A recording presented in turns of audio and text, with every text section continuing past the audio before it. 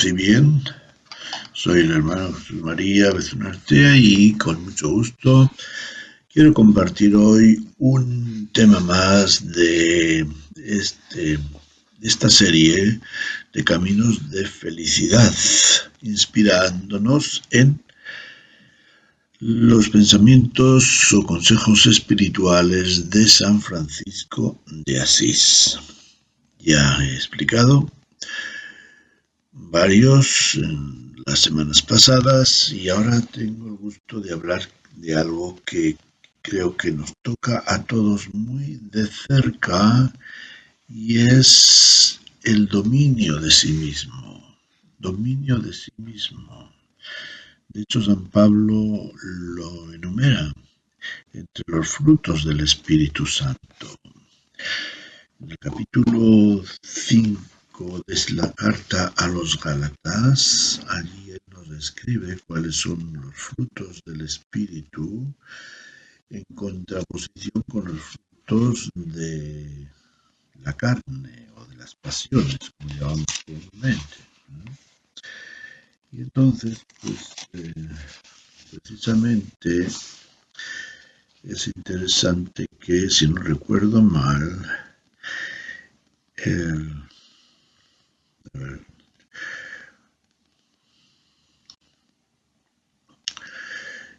lo enumera entre los últimos frutos del Espíritu Santo. Idolatría, hacen 19, desenfreno, fornicación, en cambio,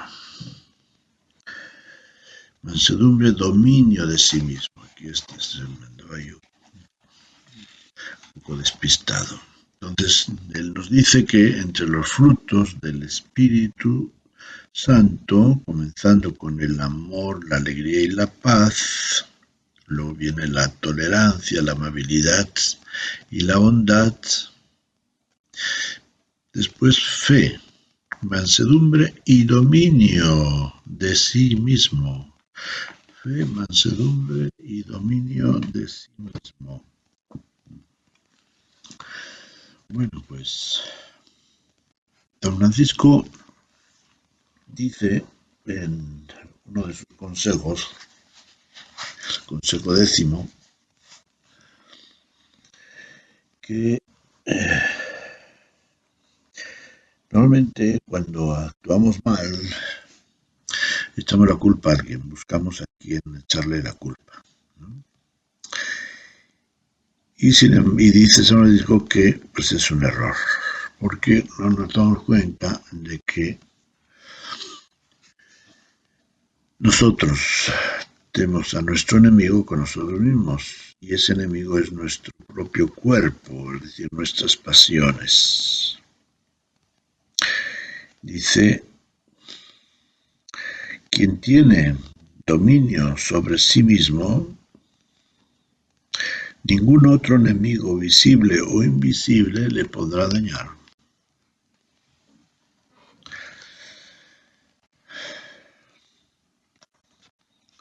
Bueno, por una parte, tenemos que señalar la tendencia tan fuertemente asumida a pretender resolver los problemas con una tendencia moralista de encontrar un culpable. Pretender resolver, porque en realidad los problemas no se resuelven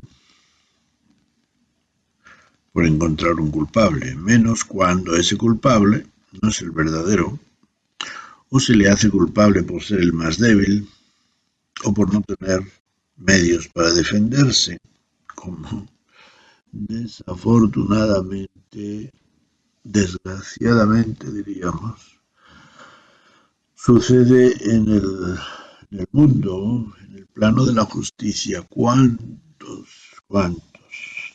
Estoy leyendo una novela precisamente sobre eso, sobre el caso de un grupo de abogados que prestan sus servicios gratuitamente a a personas que han sido condenadas a penas en la cárcel, incluso a la pena de muerte, siendo inocentes.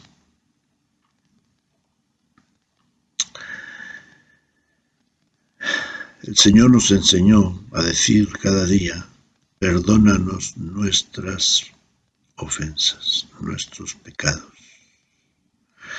Y San Pablo nos recuerda que Dios encerró a todos en la rebeldía para usar con todos de misericordia. Por tanto, todos, y así lo hacemos en la misa, nos confesamos culpables. Nos confesamos culpables cuando no tenemos miedo a un castigo. Pero cuando tenemos miedo a un castigo, de cualquier tipo que sea, entonces se nos hace muy fácil decir yo no sé, yo no me di cuenta, yo no tengo la culpa, etc. San Francisco, consciente de esta doble tendencia, la de la culpabilidad por una parte y la de querer liberarnos de tal culpabilidad por otra, advierte asimismo que se acostumbraba a culpar al diablo. Se acostumbraba y se sigue acostumbrando en ciertos círculos religiosos.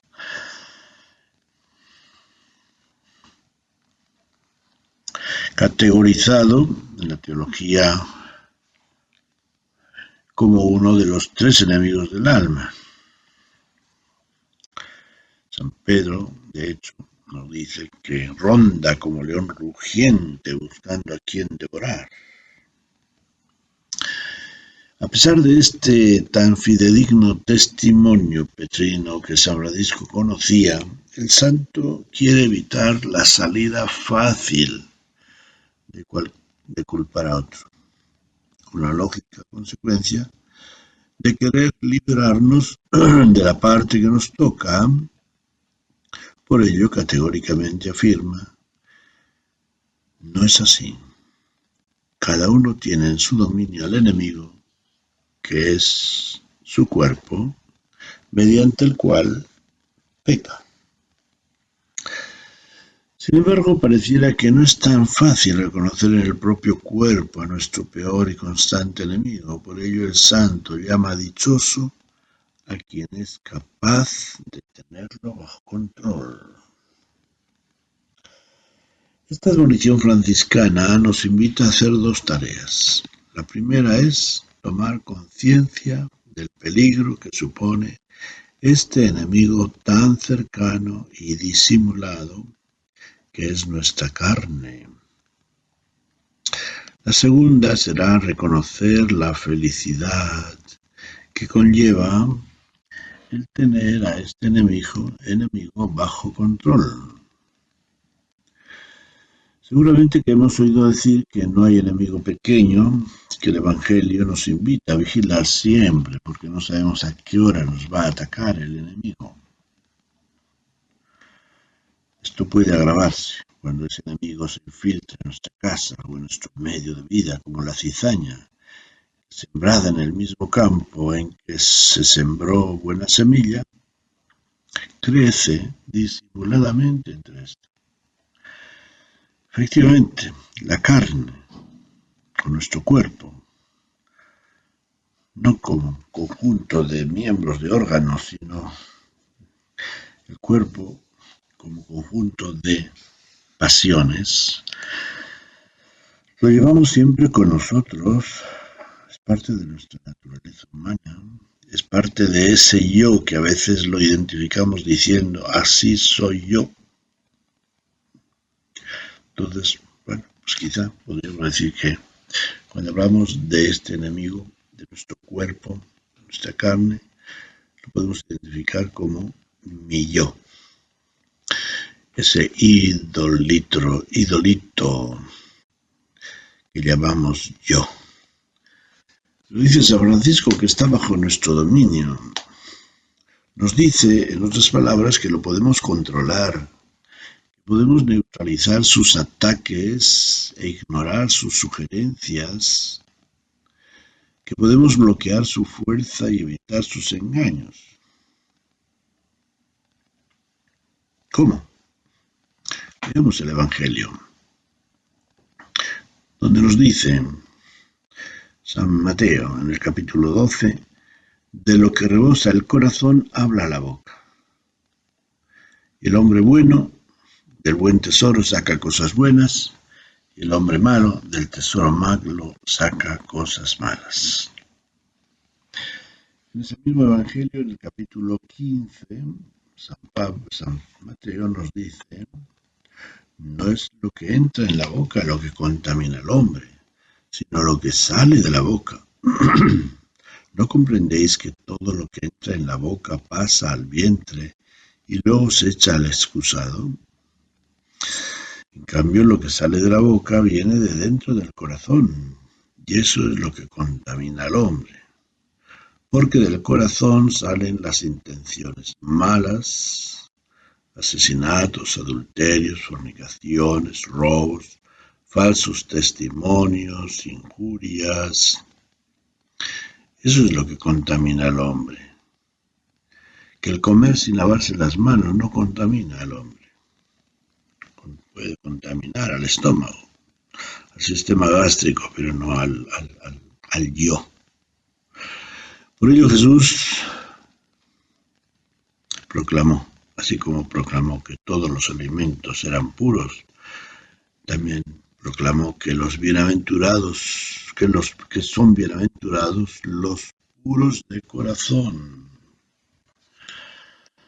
Y San Pablo, en la carta a los Efesios, capítulo 1, nos dice, o les dice a los cristianos de Éfeso y a nosotros, claro, con ellos no ceso de dar gracias por vosotros, recordándoos en mis oraciones, para que el Dios de nuestro Señor Jesucristo, el Padre de la Gloria, os conceda espíritu de sabiduría y de revelación, para conocerle perfectamente e iluminando los ojos de vuestro corazón, para que conozcáis cuál es la esperanza a la que habéis sido llamados por Él, cuál la riqueza de la gloria otorgada por Él en herencia a los santos, y cuál la soberana grandeza de su poder para con nosotros los creyentes conforme a la eficacia de su fuerza poderosa. Bueno, pues nos conceda la sabiduría y la revelación para conocer todo el ámbito de nuestro mundo espiritual, lo que le toca a Dios y lo que nos toca a nosotros. Y desde otro punto de vista vemos en el Antiguo Testamento la lucha que se da continuamente entre las promesas de Dios y la respuesta del pueblo. Mientras Dios se empeña en bendecir a su pueblo y estar junto a él, al menor descuido, le falla y le traiciona.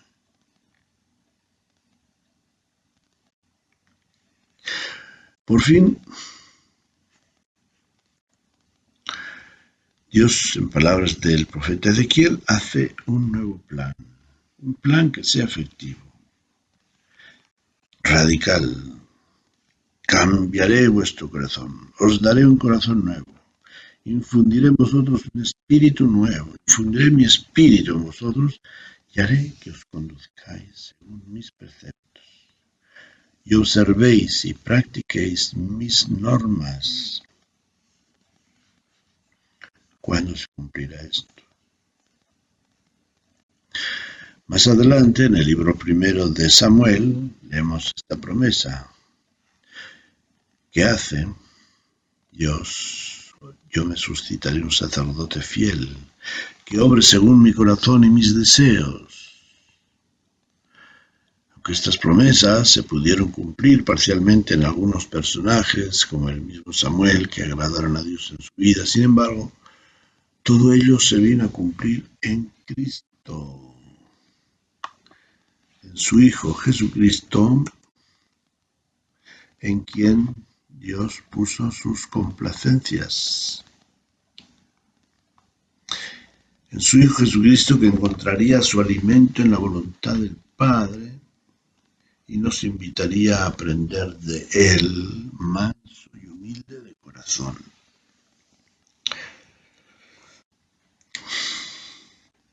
Queda claro, pues, cómo el corazón es el centro y eje sobre el que gira nuestra afectividad y, por tanto, nuestras pasiones, que son elemento de nuestro ego.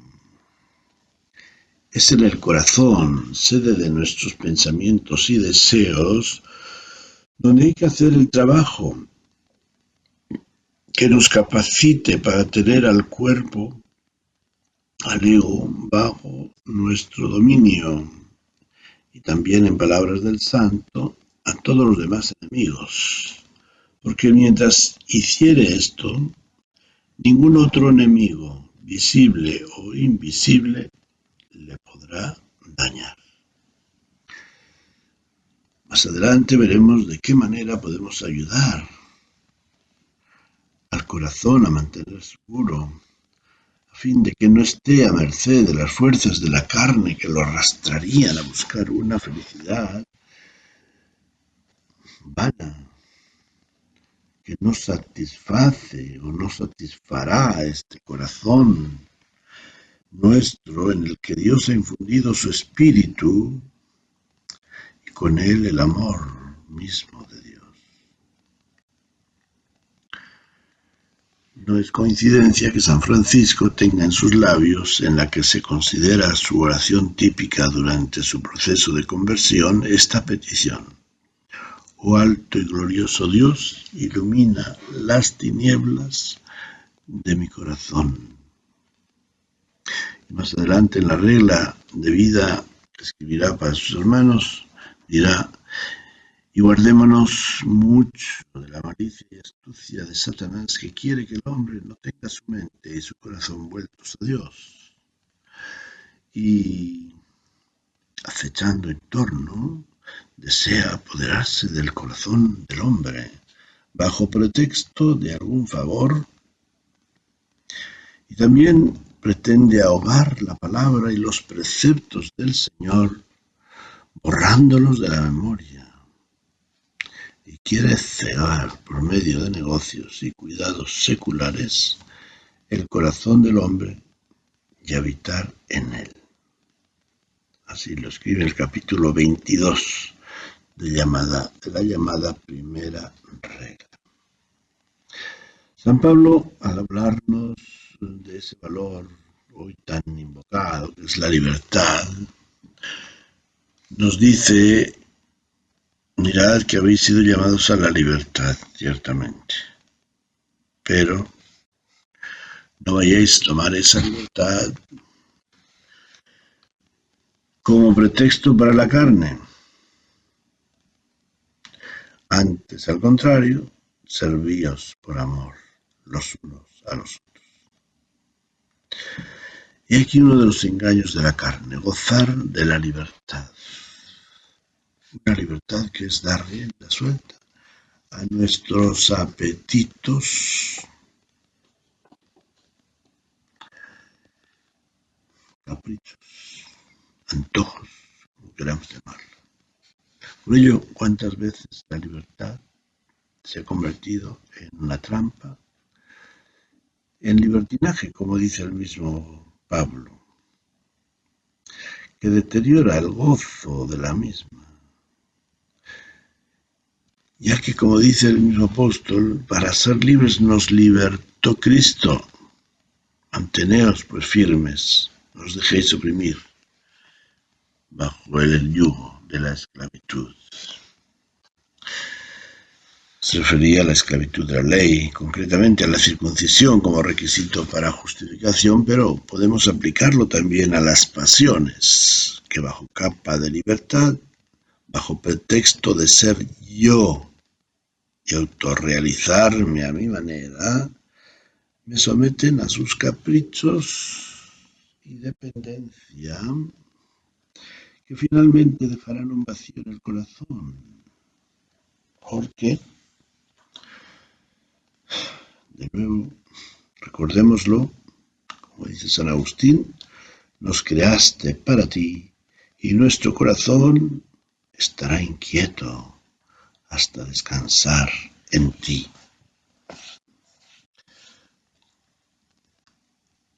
Concluiré esta reflexión con una historia que es muy plástica. Quizá hasta parece exagerada, pero simbólica y concreta para ilustrar el tema. Una historia de la vida de San Francisco, que dice lo siguiente. El hermano Rufino estaba de tal manera absorto en Dios por la contemplación que se había hecho como insensible y mudo. Hablaba muy poco. Por otra parte, no poseía ni gracia, ni valor, ni facilidad para hablar en público. No obstante, San Francisco le ordenó una vez ir a Asís y predicar al pueblo lo que Dios le inspirase. Y el hermano dijo, Padre, perdóname si te suplico que no me mandes tal cosa. Sabes muy bien que yo no tengo gracia para predicar, soy simple, ignorante.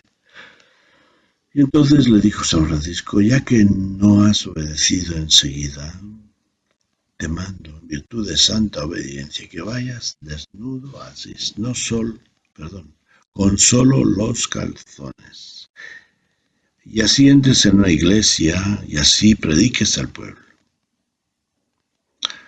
A esta orden el hermano Rufino se quitó el hábito y se fue, en paños menores, en ropa interior, a Asís, entró en una iglesia y hecha la reverencia al altar, subió al púlpito y comenzó a predicar. Al verlo comenzaron a reírse los muchachos y los hombres, se decían, estos hombres, tanta penitencia, acaban por perder la razón y se vuelven locos. Mientras tanto, San Francisco se puso a reflexionar sobre la pronta obediencia del hermano Rufino, que era de los primeros caballeros de Asís, antes de entrar a la orden, y sobre el mandato y penitencia tan dura que le había impuesto. Y entonces comenzó a reprocharse, ¿y tú, hijo de Pedro Bernardone, de dónde te viene semejante presunción? Hombrecillo vil, que te atreves a mandar al hermano Rufino, de los primeros caballeros de Asís, que vaya desnudo como un loco a predicar al pueblo. Por Dios que vas a experimentar en ti lo que mandas a otros. Al punto, con fervor de espíritu, se despojó del hábito y fue desnudo así, llevando consigo al hermano León, que llevaba el hábito de él y el del hermano Rufino. Al verlo en tal guisa, los de Asís hicieron burla de San Francisco, juzgando que él y el hermano Rufino habían perdido el seso por la mucha penitencia. Entró San Francisco en la iglesia donde estaba predicando el hermano Rufino, diciendo, amadísimos, huid del mundo, dejad el pecado, devolved lo ajeno, si queréis evitar el infierno, guardad los mandamientos de Dios, amando a Dios y al prójimo, si queréis ir al cielo, haced penitencia si queréis poseer el reino del cielo. Entonces Fray Rufino subió al púlpito y comenzó a predicar tan maravillosamente sobre el desprecio del mundo, la santa penitencia, la pobreza voluntaria, el deseo del reino celestial y sobre la desnudez y el oprobio de la pasión de nuestro Señor Jesucristo, que todos cuantos estaban presentes al sermón, hombres y mujeres en gran muchedumbre, comenzaron a llorar con increíble devoción. Y no solo así, sino en todo Asís. Hubo aquel día tanto llanto por la pasión de Cristo como jamás lo había habido. Habiendo quedado el pueblo tan edificado y consolado con ese modo de portarse de Francisco y de Fray Rufino, San Francisco vistió al hermano Rufino y se vistió él mismo, y así, vestidos del hábito, regresaron al lugar de la porcíncula, alabando y glorificando a Dios, que les había dado la gracia de vencerse mediante el desprecio de sí mismos, para edificar con el buen ejemplo a las ovejas de Cristo y poner de manifiesto cómo se debe despreciar el mundo. Desde aquel día creció tanto la devoción del pueblo hacia ellos que se consideraba feliz quien podía tocar el borde de su hábito. Hasta aquí la historia y el desarrollo de nuestro tema. Me dio mucho gusto compartirlo con ustedes, espero que realmente les ayude un poco a entender nuestra condición humana y así saber quién es el enemigo, dónde está el enemigo y dónde conviene atacar para poder llegar a ese control y dominio de sí mismo que facilitará el trabajo y la obra del Espíritu de Dios en nosotros, en la alabanza de Cristo. Paz y bien.